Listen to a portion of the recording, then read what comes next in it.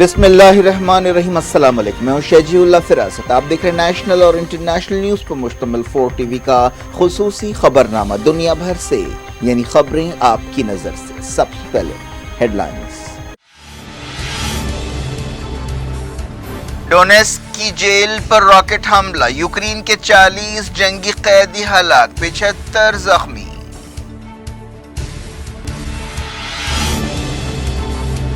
Russia اور Ukraine نے ایک دوسرے کو ذمہ دار ٹھہرایا، ماسکو نے کہا امریکی راکٹوں سے کیو نے یلغار کی۔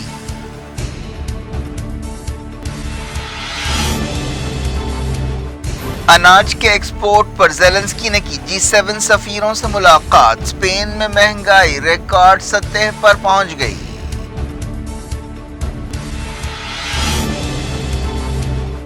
سعودی عرب اور فرانس نے کیے کئی سمجھوتے، محمد بن سلمان کا دورہ مکمل، کراؤن پرنس کی میزبانی کے لیے انسانی حقوق تنظیموں کی تنقید۔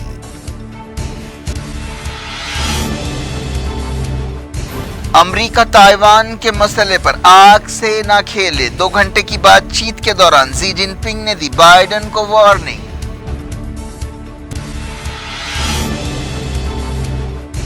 اسرائیل نے رام اللہ کے قریب فلسطینی لڑکے کو گولی مار دی، مخالفین کے خلاف فلسطینی اتھارٹی کی گرفتاری مہم۔ کرناٹک میں بی جے پی ورکر کے قتل کا کیس NIA کے حوالے، ریاستی وزیر نے کہا اتر پردیش سے 5 قدم آگے بڑھیں گے، ملزمین کا انکاؤنٹر کریں گے۔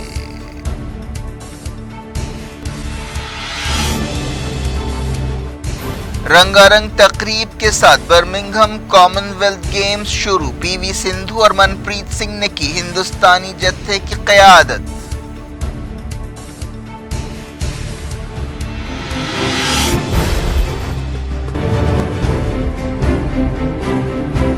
بیکویل کیک ہاؤس، ہم تیار کرتے ہیں خالص اپنے ہاتھوں سے ڈرائی فروٹس، پیور گھی اور نمبر 1 کوالٹی کے زعفران، پستہ، بادام، کاجو اور کھوئے سے تیار کیے گئے بیکویل کے اسپیشل دم کے روٹ۔ ہندوستان میں پہلی مرتبہ شوگر فری اور گڑ کیسر روٹ تیار کرنے والے پہلے بیکرز، اپنے نام کی طرح کوالٹی میں بھی نمبر 1 ہے۔ سارے شہر کی پسند بیکویل cake house, Toli Chowki, X road, Hyderabad. Headlines آپ نے دیکھی، اب خبروں کی تفصیل کی طرف آپ کو لیے چلتے ہیں۔ شروعات یوکرین سے کرتے ہیں۔ رشیا نے کہا ہے کہ یوکرین کی فوج نے امریکی راکٹ سے علیحدگی پسندوں کے کنٹرول والے ایک علاقے میں ایک جیل پر حملہ کیا، جس سے 40 جنگی قیدی ہلاک ہو گئے اور 75 زخمی ہوئے۔ رشیا کی تائید رکھنے والے علیحدگی پسندوں کے ترجمان نے بتایا کہ یہ حملہ اولینیکا ٹاؤن کی جیل پر کیا گیا۔ ان یوکرینی سپاہیوں کو ماریوپول میں لڑائی کے بعد گرفتار کیا گیا تھا۔ یہ سپاہی کئی مہینوں تک ماریوپول کے اسٹیل پلانٹ میں چھپے ہوئے تھے۔ رشین وزارت دفاع نے اپنی روزانہ کی بریفنگ میں کہا کہ امریکہ کے ملٹیپل لانچ راکٹ سسٹم ہیمار کے ذریعے یہ حملہ کیا گیا۔ دوسری طرف یوکرین نے اس حملے کے لیے رشیا کو ذمہ دار ٹھہرایا۔ یوکرین کی فوج نے اس حملے کا الزام رد کرتے ہوئے کہا کہ ماسکو جیل میں ٹارچر کے ثبوتوں کو مٹانا چاہتا تھا۔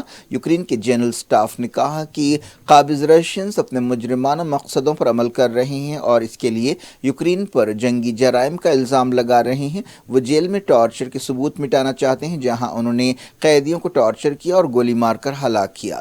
رشیا کا دشمن اپنا پروپیگنڈا جاری رکھے ہوئے اور یوکرین کی فوج پر سویلین انفراسٹرکچر اور آبادی والے علاقوں پر شلباری کا الزام لگا رہا ہے اور خود اپنی کارروائیوں پر پردہ ڈال رہا ہے۔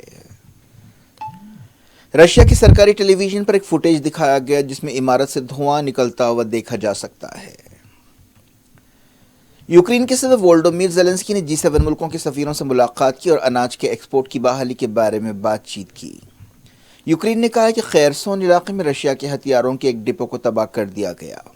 بلبک علاقے میں آبادی والے ایک علاقے پر رشیا کا میزائل گرنے سے 3 لوگ زخمی ہوئے۔ ساؤتھ یوکرین میں ایک بس سٹاپ پر رشیا کے حملے میں 4 لوگ مارے گئے۔ نیکولیف شہر کے میئر نے یہ بات بتائی۔ برطانیہ کے وزیر دفاع بین والاس نے کہا ہے کہ رشیا یوکرین جنگ کے کئی پہلوؤں میں ناکام ہو رہا ہے اور صدر پوٹین کو اپنی اسٹریٹجی بدلنی پڑے گی۔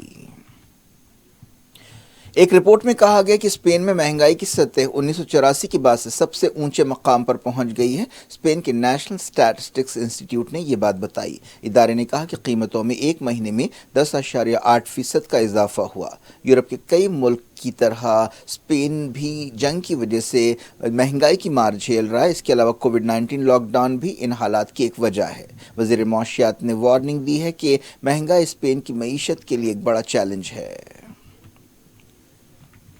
سعودی عرب اور فرانس نے کئی شعبوں میں تعاون کے بارے میں بات چیت کی اور سمجھوتے کیے۔ سعودی کراؤن پرنس محمد بن سلمان نے جمعے کو اپنا فرانس دورہ پورا کیا۔ وہ گریس سے فرانس پہنچے تھے۔ جمال خشوگی قتل کے بعد یہ MBS کا یورپ میں پہلا دورہ تھا۔ انہوں نے فرانس کے صدر ایمانوئل میکرون سے ملاقات کی۔ دونوں لیڈرز نے رینیویبل انرجی میں تعاون بڑھانے سے اتفاق کیا۔ انہوں نے اناج کے بحران کو دور کرنے کی کوششوں پر بھی بات چیت کی اور کہا کہ کھانے پینے کی چیزوں کی قیمتوں میں استحکام ہونا چاہیے۔ یوکرین جنگ کی وجہ سے کئی ملکوں میں غذا کا بحران پیدا ہو رہا ہے۔ محمد بن سلمان نے ایکسپو 2030 کی میزبانی کے لیے سعودی عرب کی دعویداری کی تائید پر میکرون کا شکریہ ادا کیا۔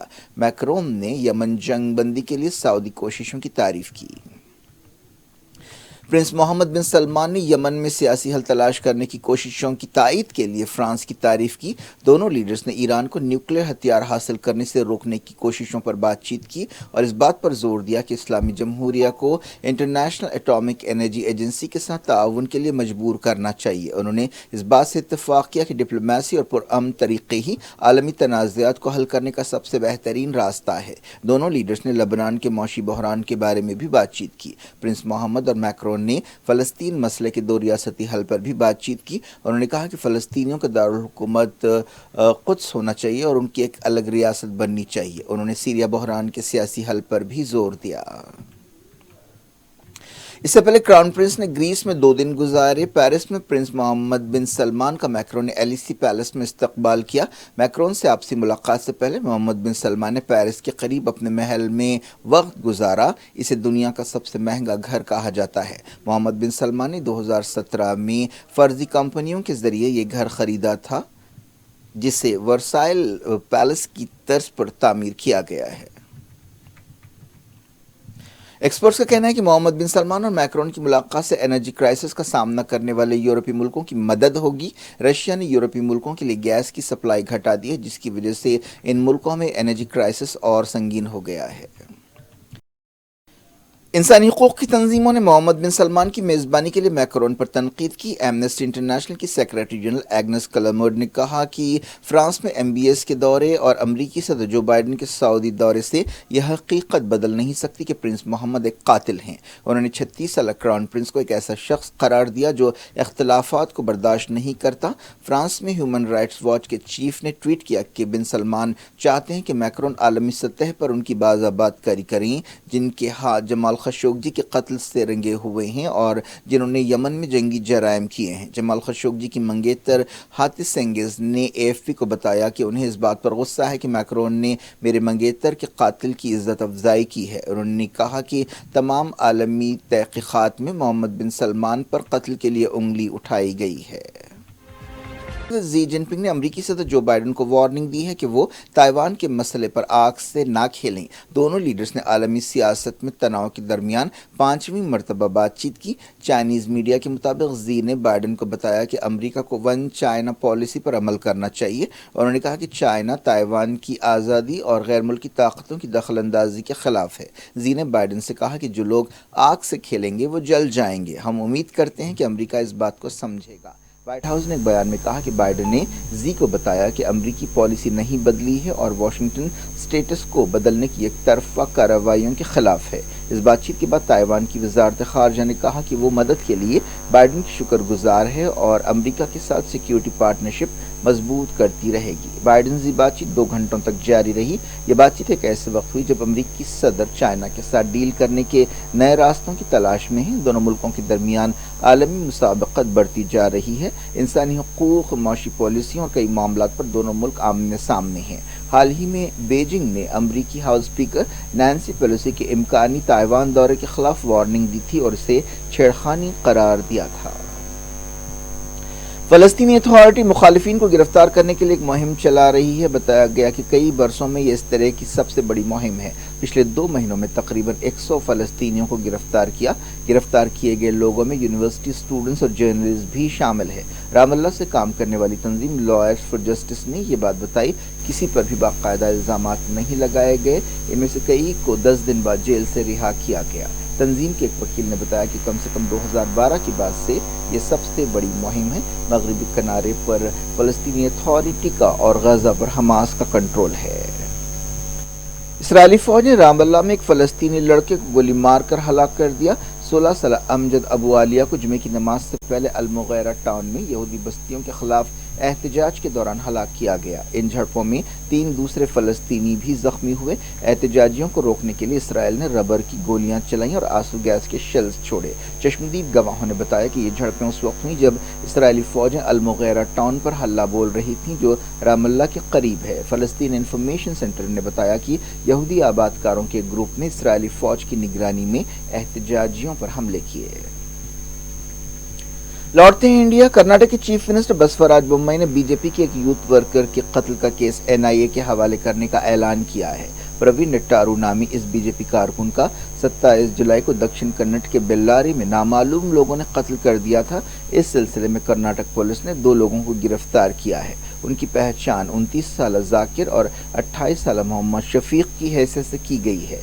چیف منسٹر بومائی نے اس ہلاکت کی مذمت کی۔ ایک دن پہلے انہوں نے کہا تھا کہ ضرورت پڑنے پر ریاست میں یوگی ماڈل اختیار کیا جائے گا۔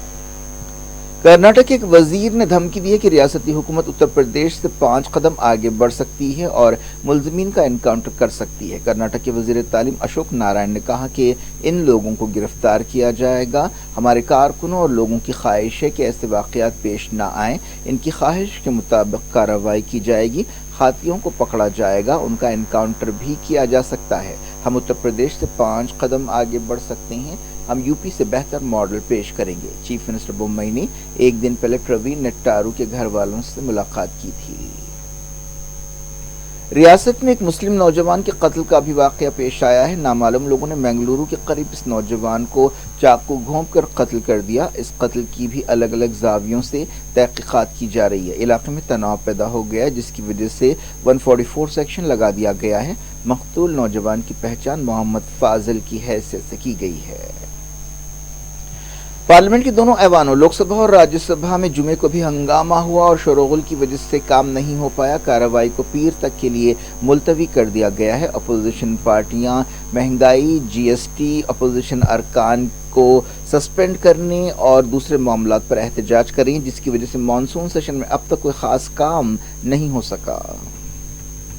کانگریس لیڈر ادھیر رنجن چودھری نے کہا ہے کہ لوک سبھا میں سونیا گاندھی کی توہین نامناسب ہے۔ انہوں نے اسمرتی ایرانی سے معافی مانگنے کا مطالبہ کیا۔ اپوزیشن جماعتوں کا کہنا ہے کہ ایک دن پہلے یعنی جمعرات کو پارلیمنٹ میں سونیا گاندھی کا گھیراؤ کیا گیا۔ پارلیمنٹ کے باہر کانگریس لیڈرز نے اس مسئلے پر احتجاج کیا۔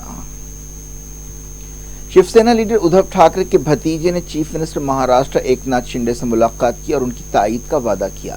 نہار ٹھاکرے کی CM شنڈے سے ملاقات کو علامتی حیثیت دی جا رہی ہے۔ بعض لوگ اسے اس نظر سے دیکھ رہے ہیں کہ بال ٹھاکرے کا خاندان بھی ان کی تائید میں آ رہا ہے۔ نہار ٹھاکرے کے والد بندو ٹھاکرے تھے جن کا 1996 میں سڑک کے ایک حادثے میں انتقال ہوا تھا۔ وہ بال ٹھاکرے کے بیٹوں میں سب سے بڑے تھے۔ دوسرے 2 بیٹے ادھو ٹھاکرے اور جے دیو ٹھاکرے ہیں۔ انگلینڈ برمنگھم میں ہونے والے کامن ویلتھ گیمز شروع ہو گئے ہیں۔ افتتاحی تقریب میں PV سندھو اور منپریت سنگھ نے ہندوستانی جتھے کی قیادت کی۔ اس موقع پر برمنگھم کے الیگزینڈر اسٹیڈیم میں آنکھوں کو چکاچوند کر دینے والی افتتاحی تقریب ہوئی۔ پرنس چارلس نے افتتاحی تقریب میں ملکہ کا پیغام پڑھ کر سنایا۔ انہوں نے کوئین کی جانب سے کھیلوں کے آغاز کا اعلان کیا۔ اولمپک میڈلسٹ PV سندھو اور مردوں کی ہاکی ٹیم کے کپتان منپریت سنگھ نے ہندوستانی جتھے کی قیادت کی۔ ہندوستانی جتھے میں میرا بائی چانو، لولینا برگین، بجرنگ پونیا اور روی کمار شامل ہیں۔ انڈیا کی نمائندگی 215 ایتھلیٹس کر رہے ہیں جو 19 کھیلوں کے 141 مقابلوں میں حصہ لیں گے۔ عورتوں کی T20 کرکٹ ٹیم پہلی مرتبہ کامن ویلتھ گیمز کھیل رہی ہے۔ 5000 سے زیادہ ایتھلیٹس ان کھیلوں میں حصہ لے رہے ہیں۔ ان کے بیچ 1875 میڈلز کے لیے مقابلہ ہوگا۔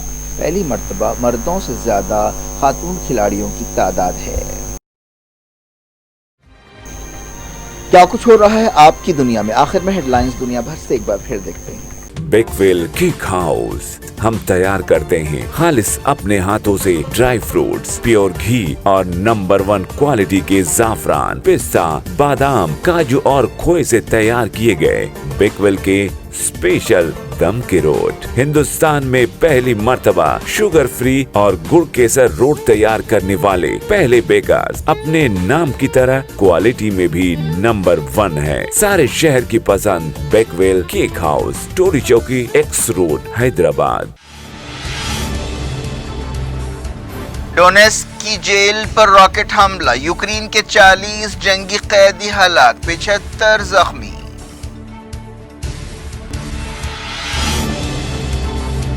رشیا اور یوکرین نے ایک دوسرے کو ذمہ دار ٹھہرایا، ماسکو نے کہا امریکی راکٹوں سے کیو نے یلغار کی۔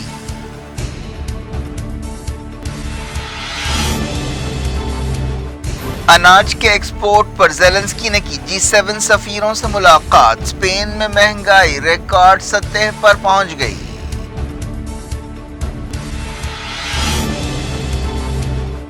سعودی عرب اور فرانس نے کیے کئی سمجھوتے، محمد بن سلمان کا دورہ مکمل، کراؤن پرنس کی میزبانی کے لیے انسانی حقوق تنظیموں کی تنقید۔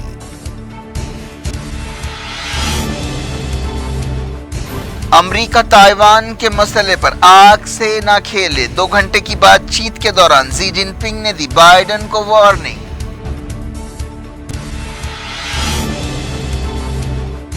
اسرائیل نے رام اللہ کے قریب فلسطینی لڑکے کو گولی مار دی، مخالفین کے خلاف فلسطینی اتھارٹی کی گرفتاری مہم۔ کرناٹک میں بی جے پی ورکر کے قتل کا کیس NIA کے حوالے، ریاستی وزیر نے کہا اتر پردیش سے 5 قدم آگے بڑھیں گے، ملزمین کا انکاؤنٹر کریں گے۔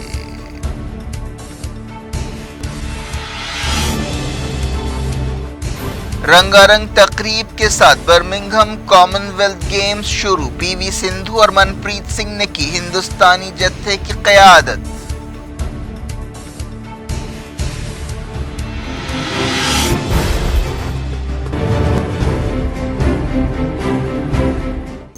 یہ تھی آج کی خبریں، ہم شجیع اللہ فراست کو دیں اجازت اور اپنا بے حد خیال رکھیں۔ اللہ حافظ۔